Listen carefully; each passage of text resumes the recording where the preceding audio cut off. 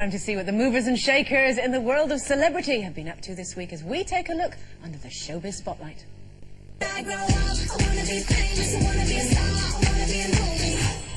First up, this picture of England footballer Rio Ferdinand's been everywhere this week.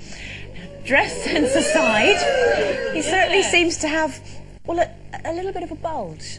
So, not little. No. Would you be able to, you know, resist looking?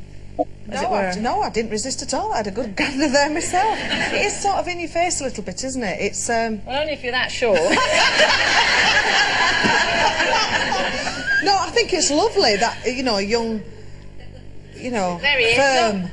What's he dressed as? He looks like some kind of female lap dancer. He doesn't look right look at at that all. body, Andrea. I mean, if you've got a bit, yeah. If you've got a body like that, that's the type of swimming trunks that you wear. What's the little T-shirt? He's got a boob tubey thing on. No, I didn't. Well, maybe he's. I don't know. Maybe he thinks he's Bruno or something. Maybe, I don't know. The Maybe he's Sacha Baron taking fashion Cohen thing. tips from Sacha Baron Cohen and his new character Bruno. Well, it's difficult, isn't it, when you're buying for your fella? Because I mean, I'm going away with my fella soon, and I went to buy his trunks, and I'm thinking Daniel Craig coming out to sea, and there I was, and he put them on. I went, oh no, love, no. No, Why not? Well, But what do you look for, Jane? well. It had to have that netting in the bottom. You need a bit of netting. Yeah, bit of support. Oh, that way you put your socks? Yeah. He needed a bit more support than what Daniel Craig had on Do you know, I can remember the first time Steve and I ever went away on holiday. And you know, when you've not been away with someone before, you don't know what their swimming trunks are going to be like. Yes. And he, well, don't look, Steve. He had this little Speedo thing. No. You know, these little tiny trunks. And he said, well, I don't want to get a tan mark, you know, everywhere. I made him get some shorts. It's just really not. It's Do you know what they call those? Yes. Do you know what they call those little tight Speedo-y pants? What? Budgie smugglers. It does. They said it looks like a Budgie down there. Not if you see Steve. Not a little budgie. No. Well, thank Carrot God for that. You know, the thing is with the crotch. You know, you've been wondering where Emu's been all these years. Lucky you. Bragging man. Do you know, I think women are actually programmed to crotch watch, whether you like it or not, because I watched a documentary about this once where they did sort of like little lasers and sensors and showed women pictures of men and men pictures of women, blah, blah, blah. And obviously men look at women's chest. And when they did it with the women, and they denied it because they didn't know they were doing it. So women do, and Denise Welsh is about the only woman I know Who admits to this. Like, the first thing she looks at when she meets a bloke is the crotch. She might take her eyes off it then. Yeah, I don't look, but I do wonder where they put everything. Yes. There must be compartments, mustn't there? Or separate drawers. You know what I mean? And also, it might not all be theirs. Do you know what I mean? It might be borrowed in some of the drawers. You know what I mean? No, I don't. I haven't got a clue what You know what I mean? So you have to think. really That's haven't. the only thing I wonder is where does it all fit? Because there's a lot of things going on down there, isn't there? Makes me Moving wonder. swiftly on.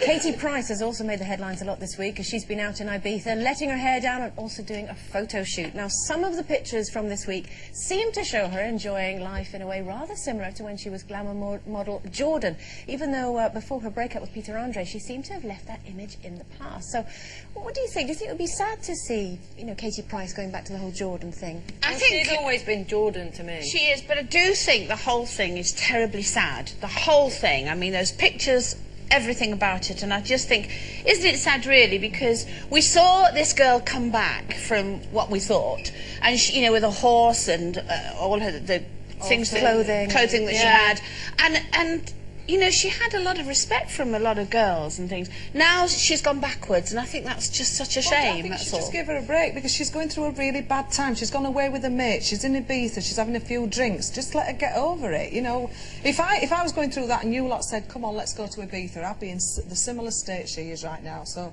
just let her get on with it. Yeah, really. but so is Pete, and you know, we've all seen the pictures of him. He's not on a beach in Ibiza, is he? No, but he's still going out there and doing his thing, isn't he? He's doing his work, and you know, you look at, just compare the pictures, and the problem is with all those pictures, you know, I'm not going to judge her for what she's doing, but she has been saying for the last, you know, year or so on her TV show, I'm a mum, I'm an author, I design clothes for people who ride horses, I do, you know, dressage, all these other things. You know, she did say she'd left all that behind. It doesn't look that way now in the papers, and you're right, it is sad. It's sad for the whole episode, sad for the kids, sad for Peter, sad for her, you know. Yeah, I must admit, I feel sorry for all of them. I just hope it all sort of works itself out, whatever way. Yeah. Okay, finally, the delightful Dave Berry has let the cat out of the bag by announcing to the Mirror's 3 AM girls his plans to pop the question to fiancée Heidi Rage.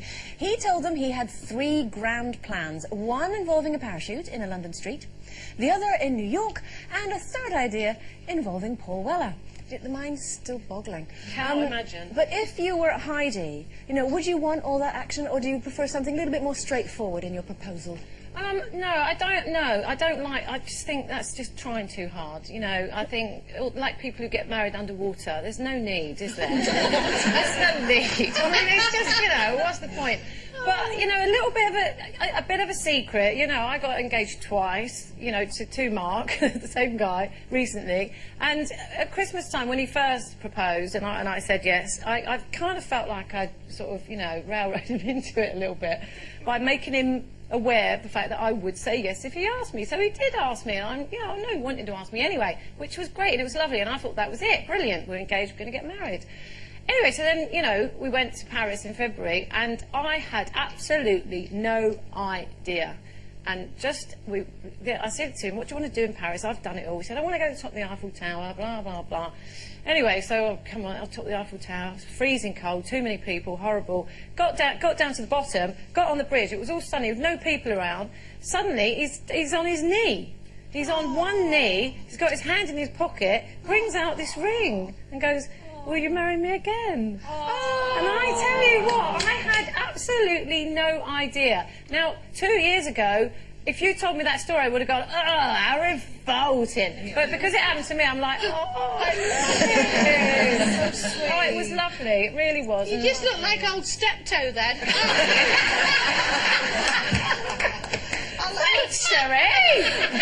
It's whatever works for you, isn't it? I mean, to me, it's like you say, it's making such a big thing of it, and it's taking it away from how personal it is. I think something as important to that to a couple is for the couple, you know, and I think it's, I suppose it's everybody to their own, horses for courses. Yours was a surprise, though. It certainly was.